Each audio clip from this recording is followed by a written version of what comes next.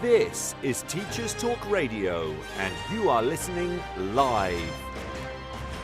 Good afternoon and welcome back to the Saturday Lunch Show with me, Famida Chaudhry on Teachers Talk Radio. Today we are diving into a topic that sits at the heart of global education: language, literacy, and equity. In multilingual classrooms and international schools, are we truly reaching every learner? This is Teachers Talk Radio, and you are listening live. Tune in live at ttradio.org, or to join in the conversation, download the Podbean app and search Teachers Talk Radio. Follow the hashtag TTRadio. Tune in, talk it out with Teachers Talk Radio.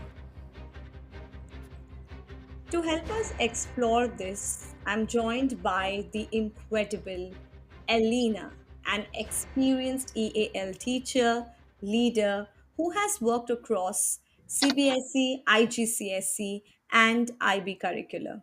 She brings over 15 years of classroom and leadership experience.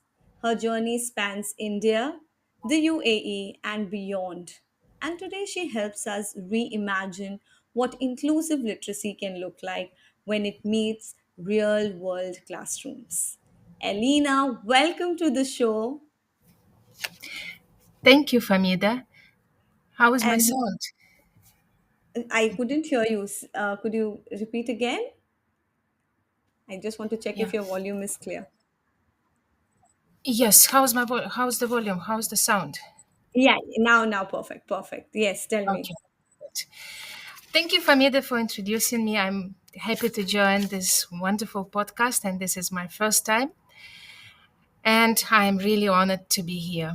To answer your first question about how I became the teacher of EAL and how I started really liking it, let me just first mention,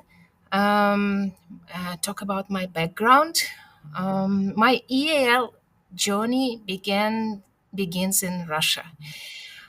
I remember all the challenges and the joy of learning English as my second language.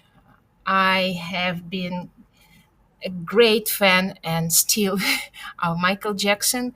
I always I always wanted to know what he is singing about, and it was so difficult to understand. Like, at the age of 10, when we start learning languages in Russia in grade 5, which is 10 years old, I started pushing myself, learning new words. I started trying to understand how he's pronouncing the words, and the only tool I had that time in my hands was a very, very old dictionary of 1970.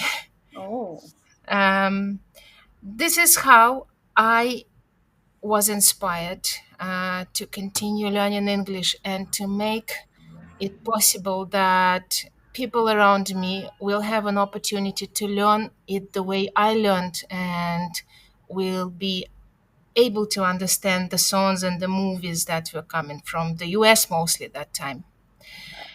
I pursued my dream in degree in linguistics and teaching, later in master's in management, because it was my greatest dream to become the principal of the school. oh, wow. And I'm sure you are aspiring and continuing to work on Yes, towards it. yes, I do. Nevertheless, I think I love being an EAL teacher more than just managing the school.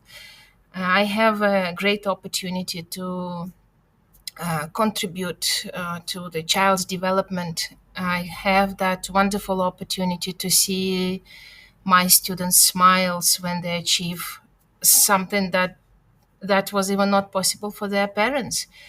And as I have been staying in the UAE for 18 years, I had that great exposure to all kinds of nationalities. I consider myself really lucky to have that wonderful experience with all the curricula I was teaching, and um, That's I, such I a wonderful yes, story. Just to add on, Elena, that mm, it really highlights the human connection behind language learning.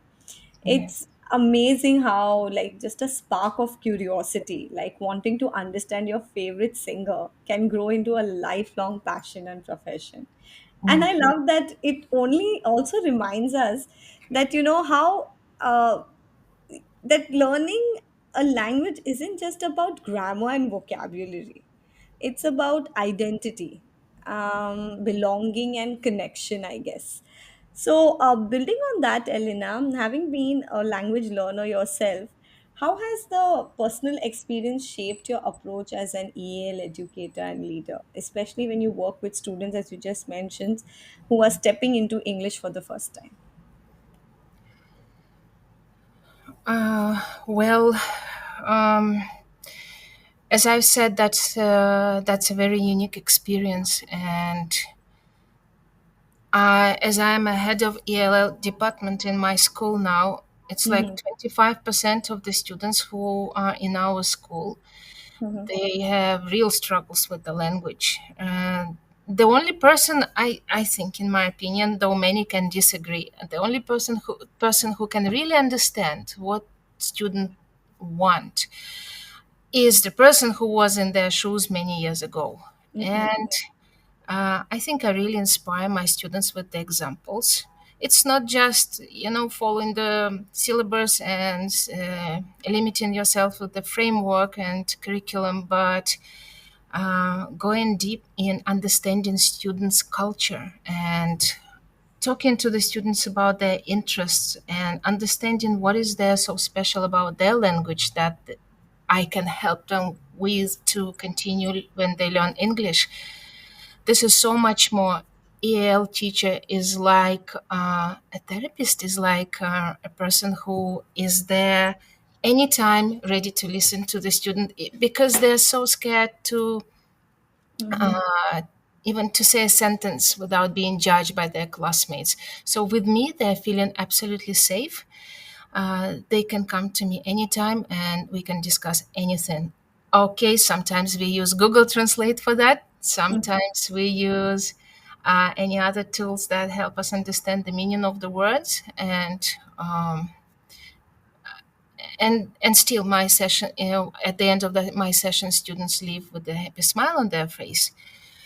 So I believe that showing real interest in students' culture, background, and understanding how they use their language and how I can help them is really important. And without EAL teacher, I think no school can run now. And it was a shock when I joined one of the schools and I found out that they never had an EAL teacher, Mm-hmm. and how the situation changed when I started my I started helping the students, and how happy I am to see that almost each school in the UAE have EAL teacher.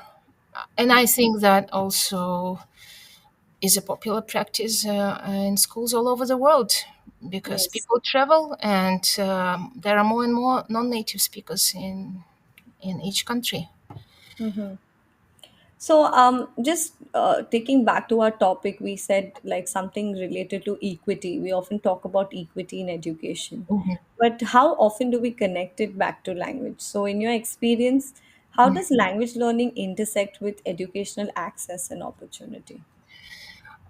You are absolutely right.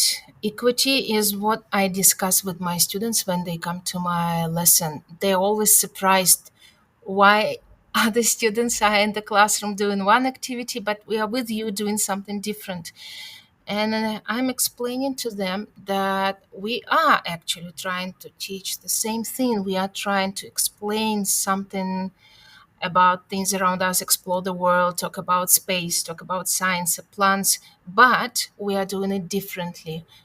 And they're really happy to be with me. Like students always say, we are here with you because you explain it the way we can finally understand. Understand. So yeah, equity is how I use in my lessons extra scaffolding, visual aids, and giving extended time during formative or summative assessment when it comes to that. And I'm giving opportunities to the students to finally speak up, and they are li- they're really struggling. They're shy in the normal lessons of science and math and English, and finally they can open up with me. I cooperate with homeroom teachers. We discuss the key vocabulary and we decide on sentence structures that I can use to give as a prompt to my students. Nevertheless, I always think that I should not simplify the task, but I should give all kind of support. But my students at the end will be able to do the same as the students who are non-ELL students. And with these challenges, with this kind of support, my students are able to perform really well. If I can compare the data that we take from a standardized test, from formative assessment, I've noticed one interesting thing is that ELL students perform, their progress is much higher than the progress of other students. And ELL students are putting much more effort Efforts. and much more hard work in including their parents who are involved and constantly stay in touch with me.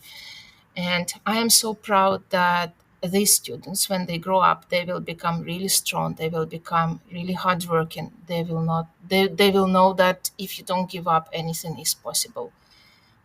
That's So so powerful, Alina. I love how you highlight that equity isn't about making everything identical for every student, but it's about meeting them where they are, giving them the right tools, the right time, and the right space to succeed. And what you said about students, like, very important, feeling safe enough to learn. That truly is the foundation of growth of, any learner for that matter, I think. Not just academic, but it's the emotional and psychological aspect that you're looking into, I feel. So I'm like really admiring how you view the EL teacher who's both a bridge and a guide, someone who opens up learning, not just language.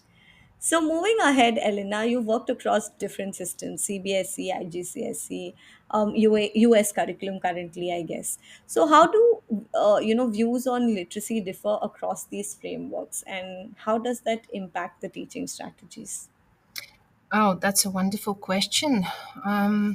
Yes, I have been working in different curricula, and again, I'm considering myself really lucky. And not many teachers have an experience working in different curricula. I started with working in Indian curriculum school, and I think 7 years ago, I was really surprised by amount of content recall and how structured the writing should be in Indian curriculum. And at the same time, I've noticed that UK curriculum is more focused on analytical thinking and exam specific formats. And you can't really say which curriculum is better. I mean, I love working in any curriculum, and I'll explain later why it's important for English teacher or EAL teacher to consider her work as different no matter what curriculum you work in. Like if you take IB curriculum, especially PYP, Mm-hmm. uh, you can notice that students do a lot of inquiry based learning. They reflect and they develop critical thinking. Mm-hmm. I am currently working in US curriculum school. You are right. It's a Common Core California standards we are following. And we are also a project based learning school. So, this is where we try to teach our students how to do inquiry based learning and how to develop independently with a little bit of teacher support, which is very, very difficult for my students. Of course, I'm helping them and I pull them out for project based learning sessions, and I always work closely with our PBL teacher as well as science teachers when they have any kind of projects related to science and sustainability goals. Mm-hmm. I can say that our curricula are different, but they have one thing in common is that the language the language development is still stays central. I mean, Everything depends on how they comprehend, how they understand, and how they can express themselves. But I've noticed that US curriculum, especially which has a focus on project based learning, students have to be really equipped with vocabulary.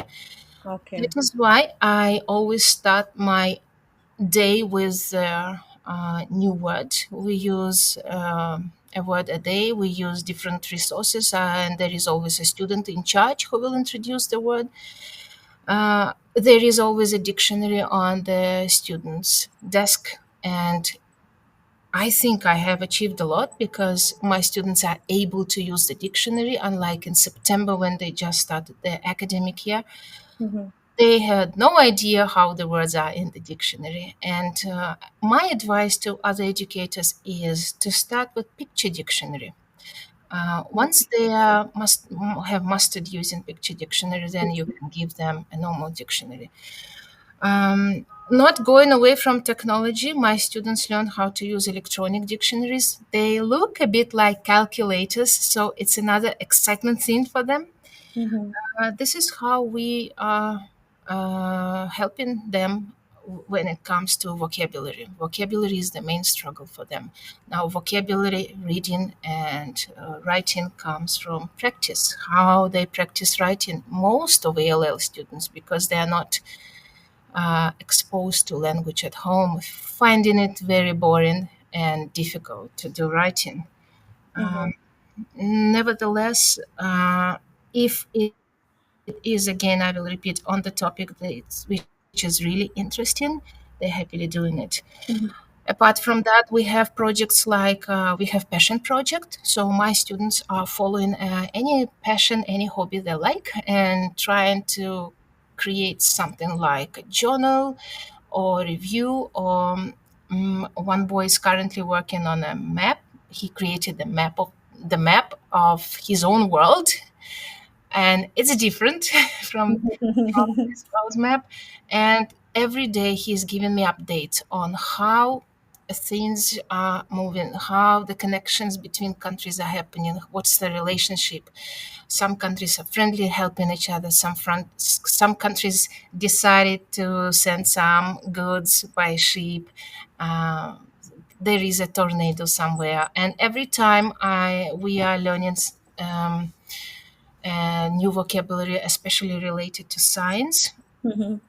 I'm really happy to hear the words from him, like volcano, tornado, photosynthesis, plants, stems, flowers, buds, all these words. Words. I'm so happy. And the boy joined in May last year. Mhm. He came from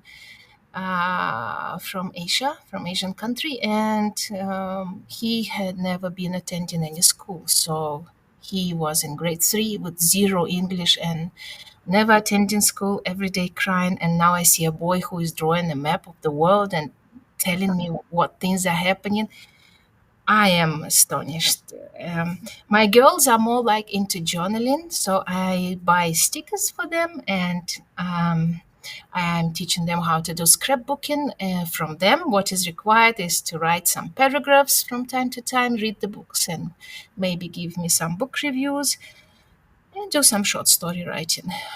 Unfortunately, parents are always busy and it becomes hard. If previously the situation was that it's only one parent who is working and mom sometimes is at home supporting the child, then Mhm. I see more and more when both parents are working and my student is mostly alone at home. I'm I'm glad I'm there for them, and I cannot. I will not be unhappy that this is happening because this is my job. Uh,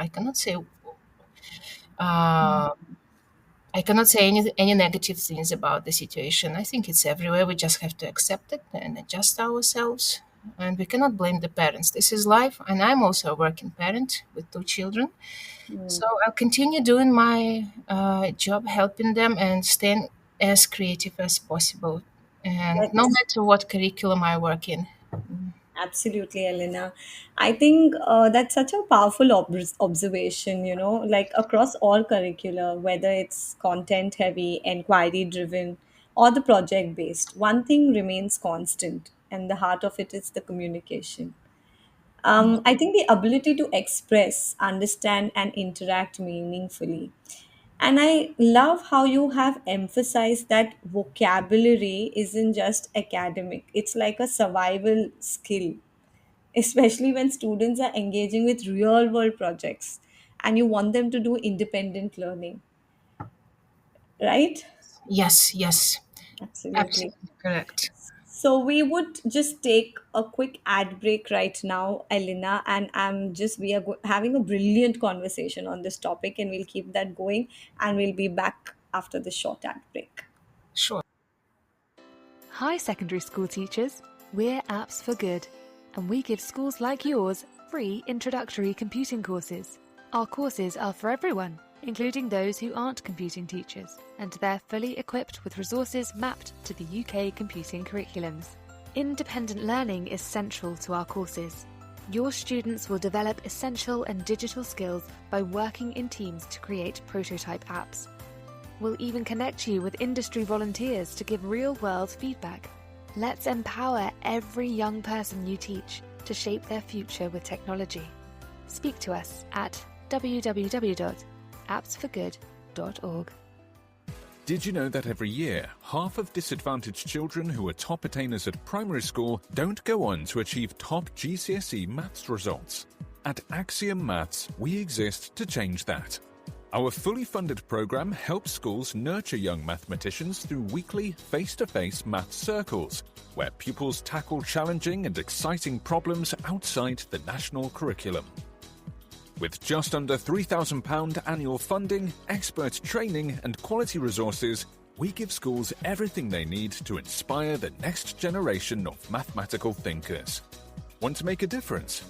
Visit AxiomMaths.com today and join over 400 schools delivering math circles across the UK. This show is brought to you in partnership with John Catt Educational, publishers of professional development books and resources that support great teaching and learning in schools around the world. Don't miss out. Level up your professional development today and visit johncattbookshop.com to explore the full range of titles. Use the code JCTTR2425 for 20% off your order. Happy reading.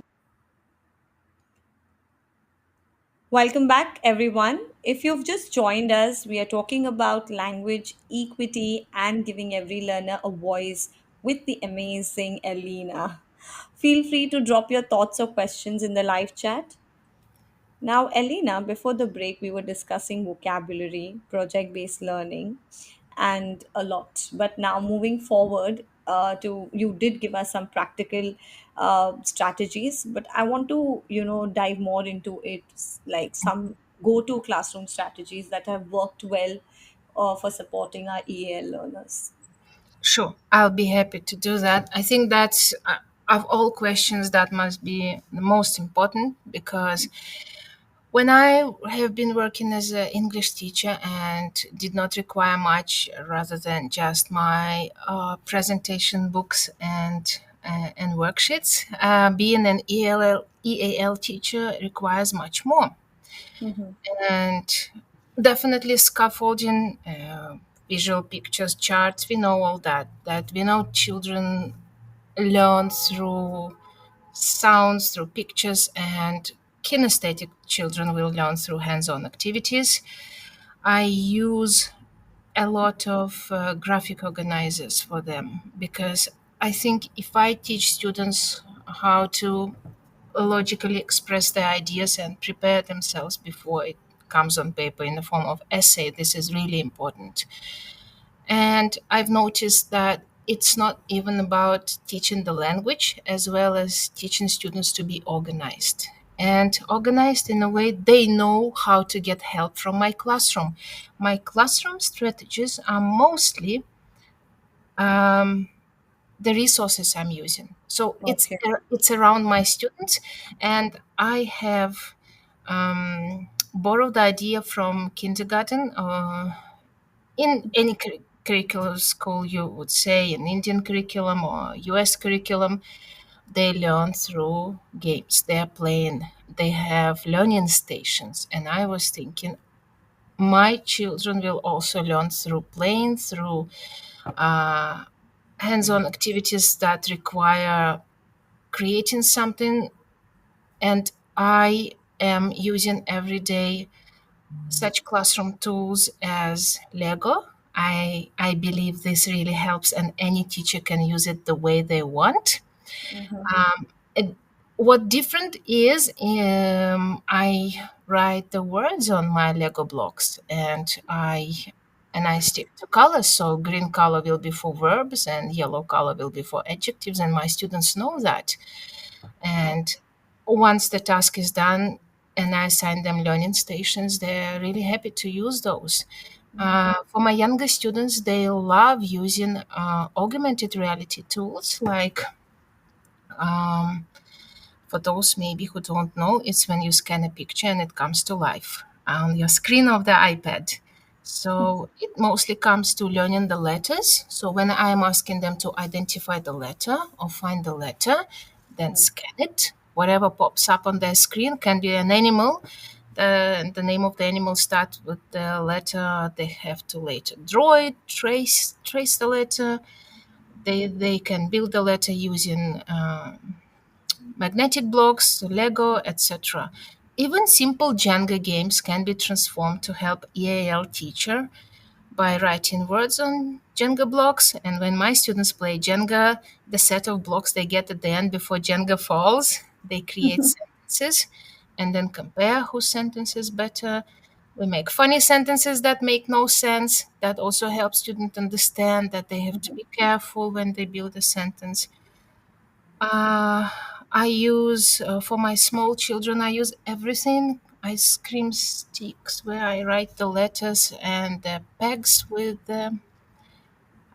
vowels. So by attaching the pegs on the ice cream sticks, they can build words. I'm using games, buzzer buttons when it comes to competitions. As for different students in the classrooms, at the end, when formative assessment comes in the form of quizzes or IXL assignments from their teachers, my students enjoy playing uh, quizzes and pressing the buzzer button and uh, celebrating the winner, getting the prizes at the end. This will be all wonderful memories for them. This Just fascinating, Elena. I love how you mentioned bringing in elements of early childhood learning, even for the older EAL students, Mm, right? yes. So, yeah, it like reminds us that the joy of discovery never really gets old. Yes, as again, I will say I will be teaching them the way I was learning when I was small. If it Small. helped me, I believe it will help them also. And they don't mind, they're happy. So I will do it as long as they're happy. I'm particularly inspired by how you blend hands on activities like Lego with language development. Mm, It's not just about learning what to say, but you actually are trying to make them how to say it, and feeling empowered to express themselves. And also the example that you gave, they might make sentences or create sentences that really don't make sense, but that's also a part of learning. So it really shows that scaffolding, it's not just a support, but it's actually inviting students to take risk, experiment, and learn. yes, yes. And you know what was surprising for me? After teaching students for 2 months, Mm-hmm. and it was the end of the school year. I had an opportunity to have a lesson with them where we were learning about the countries. Oh, that was marvelous because I got a chance to teach them how to spell the country names. Because Oh. ELL students, I have find it, they cannot sometimes they cannot spell their own country name, and here where technical support was really required, so I was using the reading pen and the interactive map. You touch the country on the map and it will say the country name.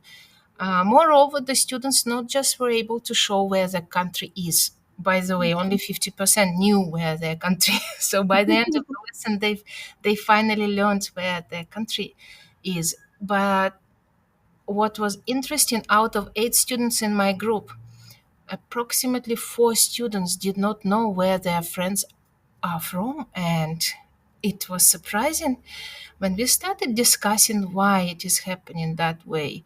The students told that they never had a chance to speak to each other because Oh. it's only lessons, lesson by lesson. They have to attend the teachers explaining some new material. So when do they get a chance to speak to each other? And I Mhm. was glad that finally I am able to help them do it in my lesson. We finished our lesson with introducing their favorite food of their country and explaining what the ingredients are. It was Mhm. difficult for them to describe the taste of the dish, but later on we successfully implemented it and introduced the traditional dish in our International Day. Uh, Okay.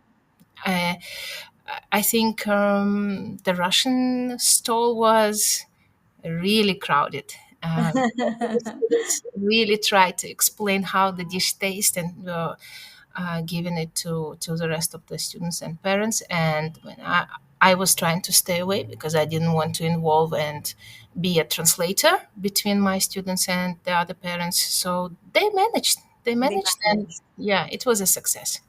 Absolutely. I'm just going to, touch upon the question that you said, like, you aspire to be a principal. So, looking at EAL success, like, it's about teachers' mindset and preparation too. So, how do you feel school leaders can better support educators to create these inclusive classrooms? I would also want you Mm, to share any challenges were there, but yes, give us some, best examples or support things that can be taken care of. mhm. I was glad that I was always given opportunities from the school management to conduct PD sessions for the teachers. Okay. It can be on anything I'm really good at, technology, or if it's related to language learning. But now I have a wonderful opportunity where I can share my ideas and the way I work with the subject teachers, with the homeroom teachers. And I apart from co-planning with them and spending like 10-20 minutes a week, once gathering Mhm. once a week with the homeroom teachers is really important. Okay. My latest PD, which happened just like 4 days ago, was on differentiation in the lessons. And to the surprise of the teachers, when I told them that even for ELL students, I differentiate the assignment, I always focused on student interest. Mm-hmm. They were thinking that ELL students is a separate group that do not require any differentiation because they are considering that, okay, that group of students is weak at language and nothing can be done. So it was very productive. By the end of the session, what I got feedback I got was that they need more support from my side. So we have a timetable. We scheduled sessions when the teachers can come to me for discussions of differentiation they can use in their lessons. And Mm-hmm. as we are a school who are following guided reading program, we got a great set of books from Scholastic Publisher, Mm-hmm. and it goes from level A to level Z, so it covers all the levels for our students. I am leading on the guided reading program, and I would like to say that this is really wonderful when EAL teacher Mm-hmm. not just focuses on the students, but helps teachers in general to understand the problem on how to improve literacy skills among the students. It's not only for ELL students, that's the thing. When we talk about language, it's for all students, and teachers often forget when they give instructions or where they introduce more material, they have to keep in mind that there is an EAL student sitting in their class, and differentiation is needed anywhere in instructions, starting from instructions from the start of your lesson to the main activity. Mm-hmm. Um, so Right now, in my hands, it's coordinating events related to literacy and guiding on guided reading program in my school. But yes, in future, I hope I can extend it and maybe cover more. Uh, and you are giving me a wonderful opportunity today. Maybe being a regular guest in podcast, I Ah, can also do it. absolutely. So even the entire, what you say, intention of our shows are that we reach the maximum, we have the maximum reach, frankly speaking, to Mm, educators, wherein I'm sure dealing with EAL students is something that really requires that, what you say, direction when it comes to thinking, planning. So, as mm, you said, even if you're there in class, you must remind yourself that you have students like that and think from their perspective as well. mm, So, like, I'm just looking at like the reminders that you have given us, Elena. Like, language learning isn't confined to just one special group. mm, It's the bridge of every learner to access opportunity. And it needs to be woven into every classroom, every subject, and every strategy. I'm just looking at the beautiful way that you have put up of giving just the discussion time with teachers. That's so very important. Like when they are planning, they might need that, spark or just that support to think in that direction. And as you mentioned earlier, that someone who's been in that situation will understand better, right? Or how he or she has learned will help to connect better. So coming from you, when you look at yes, differentiation, Famida. I yeah, yes, Selena, tell me. yes. Absolutely, yeah, absolutely correct. And you have summarized all the points really well. I just would like to mention also that EAL teacher is the one teacher, at least in my school, who communicates with each and every teacher in the school. And I have to be very close to the librarian to be aware of what books my students are issuing and how to improve Mm. the discussion of the books when they do it during library sessions. I stay in touch with art and music teacher also, and they also attend my PDs because it is very often that EAL students have so many talents, but they cannot say anything about it, so the teachers are often ignoring them. So Mhm. staying in touch with specialist teachers is also important, as well as having maybe not daily but at least twice a week meetings with the principal and head of well-being, because ELL students are the ones who require a lot of support for their well-being. So Absolutely. Dear listeners, I'm sure you are having those reflection points and thoughts going on in your mind and looking when Elena is sharing such great examples, we have those students in our mind. We are thinking of them and how we can nurture them who are under our care. We'll go for a news break right now, Elena, and we'll be back after the news break. Hi, secondary school teachers. We're Apps for Good, and we give schools like yours free introductory computing courses. Our courses are for everyone, including those who aren't computing teachers, and they're fully equipped with resources mapped to the UK computing curriculums. Independent learning is central to our courses. Your students will develop essential and digital skills by working in teams to create prototype apps. We'll even connect you with industry volunteers to give real-world feedback. Let's empower every young person you teach to shape their future with technology. Speak to us at www.appsforgood.org. Did you know that every year, half of disadvantaged children who are top attainers at primary school don't go on to achieve top GCSE maths results? At Axiom Maths, we exist to change that. Our fully funded program helps schools nurture young mathematicians through weekly face-to-face maths circles, where pupils tackle challenging and exciting problems outside the national curriculum. With just under £3,000 annual funding, expert training and quality resources, we give schools everything they need to inspire the next generation of mathematical thinkers. Want to make a difference? Visit AxiomMaths.com today and join over 400 schools delivering math circles across the UK.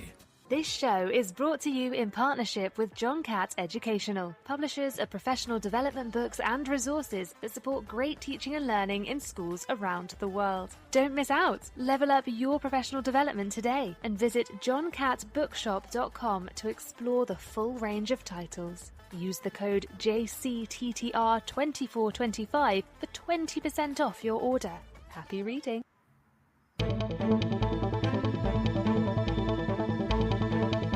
Welcome to Teachers Talk Radio News, read by John Gibbs, for Friday, the 18th of April 2025. This week, two perennial struggles are taking place, both identified by the Times Educational Supplement. The first, as many teachers will recognise, is the struggle to keep arts significant in the curriculum. Reporter Sam Eyre describes how the significance of arts and the struggle to keep it in the curriculum is becoming more significant under pressure from English and maths. This, as many teachers will know, is that debate between the hard subjects and the soft subjects, which continues. Also in the Times Education magazine, Charlotte Cooper asks schools not to respond too quickly to moral panics, such as the ones that might be in response to the programme on television Adolescence, brilliant though it was. It pushes aside many other things that have to be accomplished in PSHE and demands again of schools that they should solve the problems of society. This time in The Guardian, a letter from Councillor Johnny Cranshaw, who describes the way in which multi-academy trusts are actually much more expensive and leech away millions in the salaries of executives and ancillary staff. His letter, right or wrong, continues the ongoing debate and re-evaluation in this country of the value and success of the multi-academy trust experiment.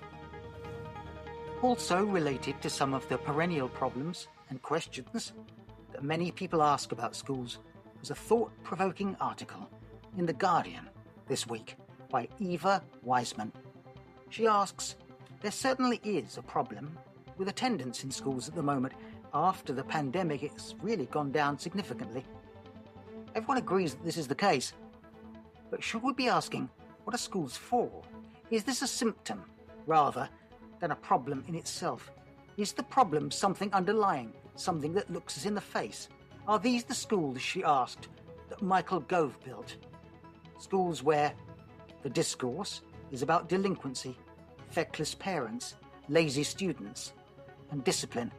Should we be asking instead how we can make schools more receptive, more comfortable, more humane for students of all kinds?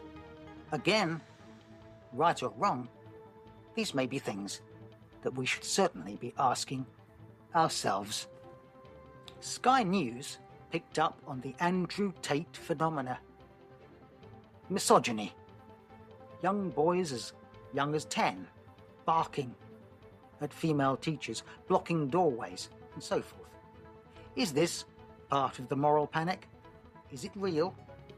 Or is something very significant happening in our society that's generating a toxic masculinity that we should all be aware of? In support of the suggestion that this is a very significant problem, more than 5,800 teachers were polled as part of a survey by the NASUWT union. And nearly 59% said they believed that the use of social media had contributed to a deterioration in pupil behaviour. Returning to the theme this week of perennial questions, ones that any teacher with a lengthy career will recognise, was the online site TeacherHead, which asked Does subject knowledge matter more than teaching techniques? Is it important that a teacher should be an expert in their field? Their knowledge impress the students, the depth and understanding of their particular field? Or is the art of teaching something that relates to relationships with students, techniques in the classroom, structure of lessons and planning? Can brilliant people be poor teachers? Can brilliant teachers not know much about their subject? Well, as for perennial questions, I'm sure that question will go on. And finally, a major story in the news this week, covered in The Independent and by the BBC, are free school breakfast clubs.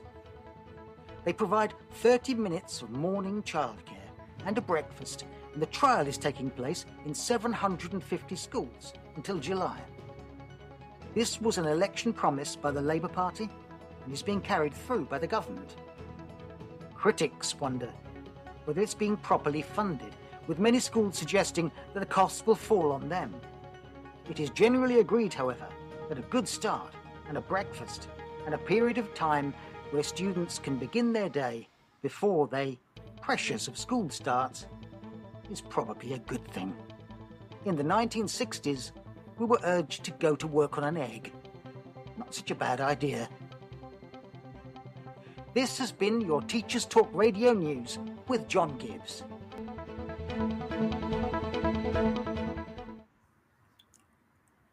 Welcome back, everyone. You are listening to the Saturday Lunch Show with me, Famida Chaudhry, here on Teachers Talk Radio. Before the break, we had a fascinating conversation with Elena about how language and literacy intersect with educational access. Now, I want to bring up a common question I know many teachers and parents wonder about, Elena. One concern that I'm sure you also would have heard about is, especially from our teachers and parents, the fear of encouraging a child to use their first language might somehow confuse them or slow down their English learning. In your experience, how would you address this worry? Is using a child's home language actually a strength rather than a setback? Yes, that's a question I've been asked several times, I think from each parent of my ELL student.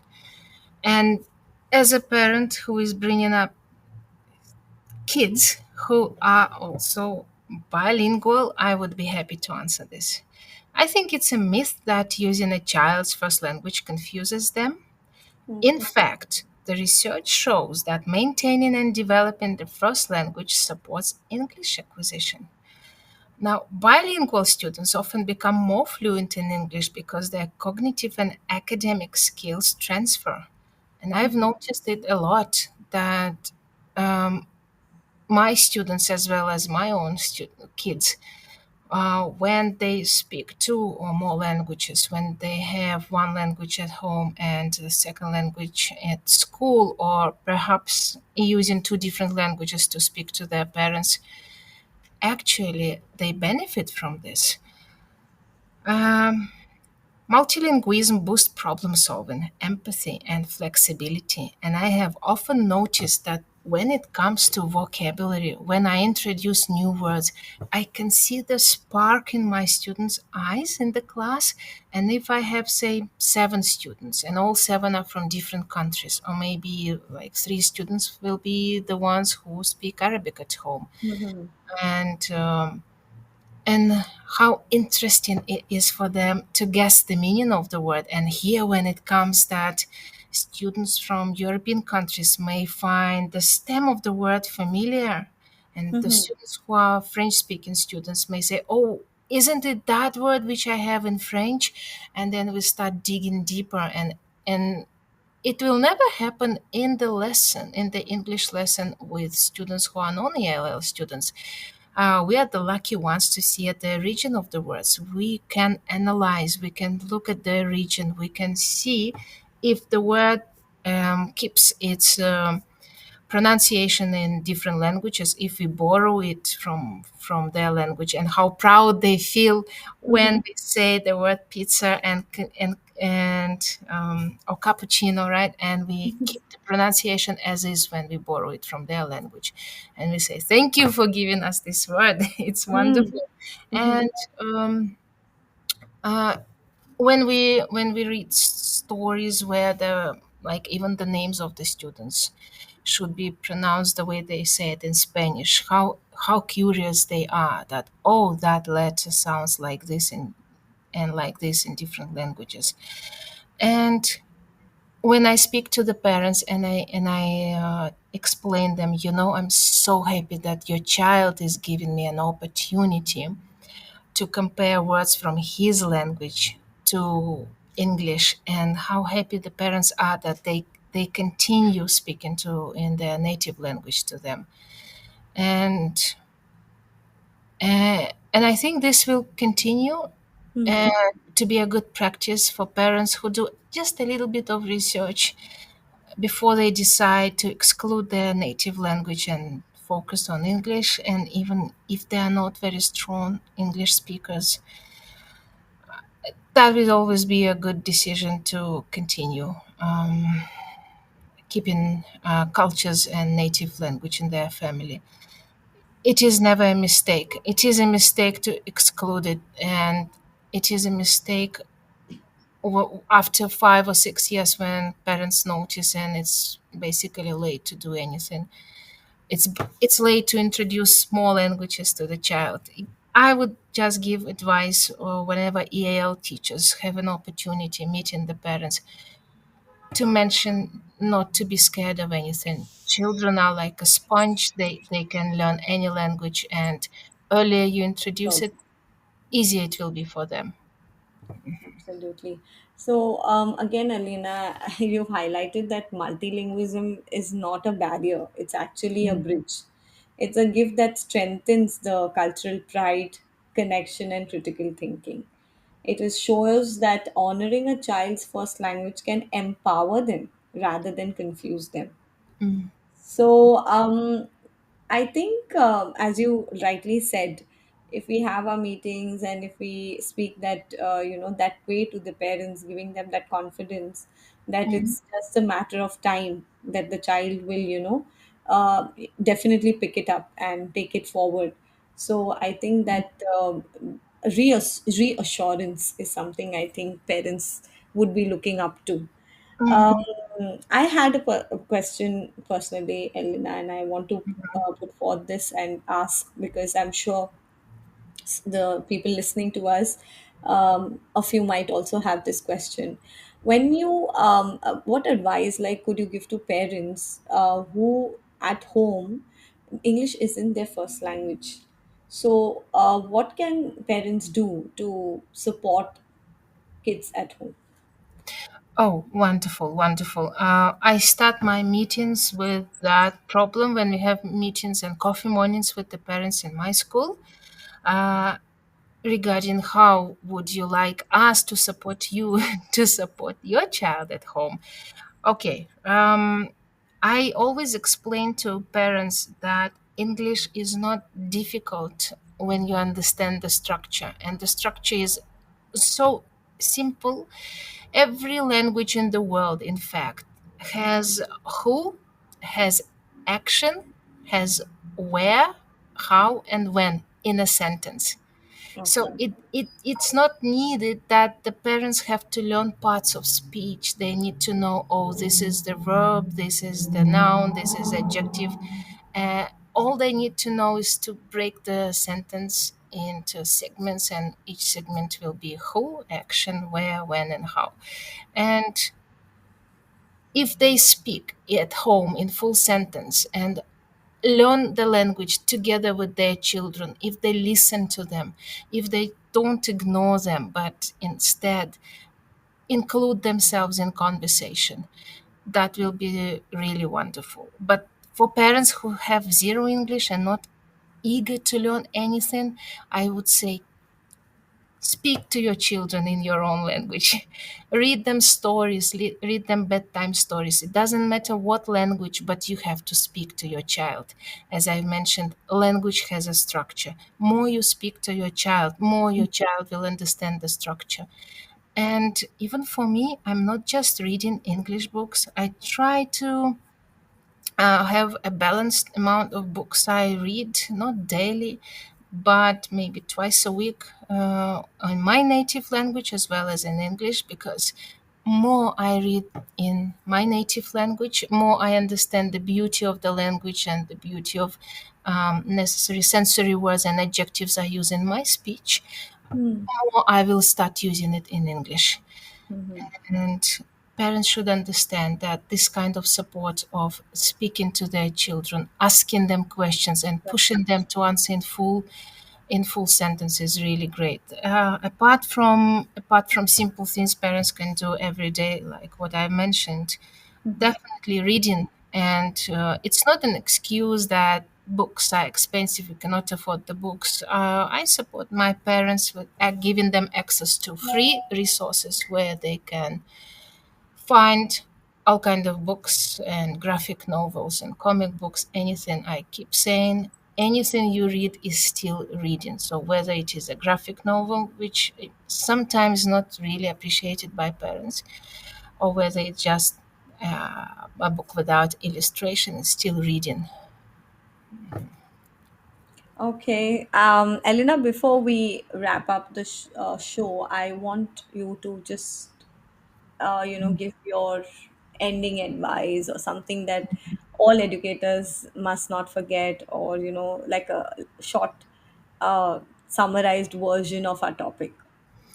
Um, every child is unique, and we should understand that they have voice, and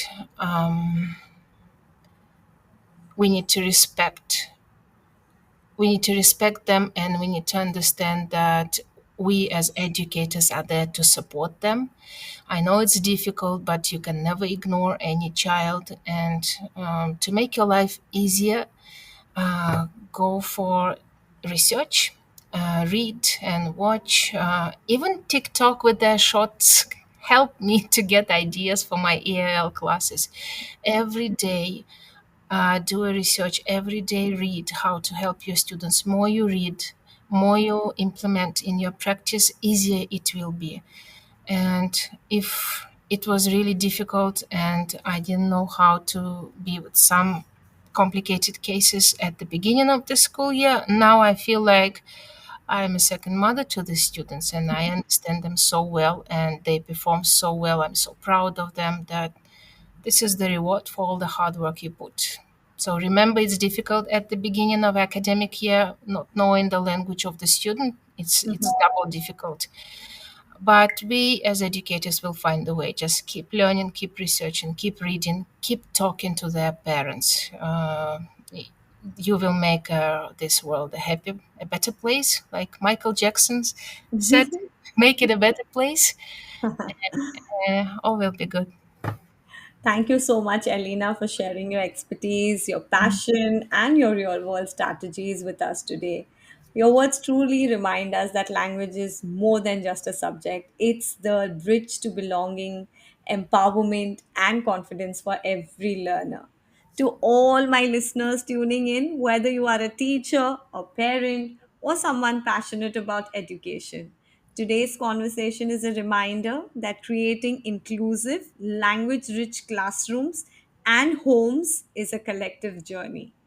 Every small effort, a supportive conversation, an open hearted correction, an encouraging nudge builds a stronger foundation for our multilingual learners. Let's remember, speaking multiple languages isn't a barrier, it's a superpower. And as educators, it's our joy and responsibility to nurture that power. Thank you once again for joining us on Teachers Talk Radio. Until we meet again, keep championing equity, keep celebrating every learner's voice, and keep making your classrooms and homes places where language and learning can truly thrive. This is Famida Chaudhry signing off with gratitude and hope. Bye bye, listeners. Bye bye. This is Teachers Talk Radio, and you are listening live.